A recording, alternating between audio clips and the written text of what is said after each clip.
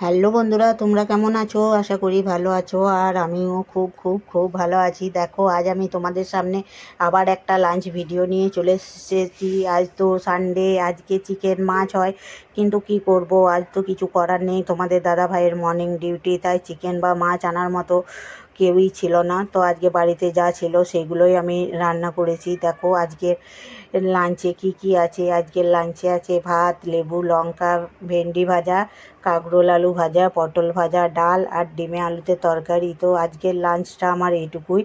অবশ্যই তোমরা জানাবে যে আজকের লাঞ্চটা আমার কেমন হয়েছে। আর ডিম খেতে তোমরা কে কে ভালোবাসো সেটাও অবশ্যই কমেন্ট করবে। অনেকেই হয়তো মাছের থেকে ডিমটা অনেক খেতে ভালোবাসে, কিন্তু আমার ডিম পছন্দ নয়, আমার মাছটাই বেশি পছন্দ। তো দেখো আজকের লাঞ্চ এটুকুই। পরের ভিডিও নিয়ে আবার আসবো। ওকে, টাটা, বাই বাই।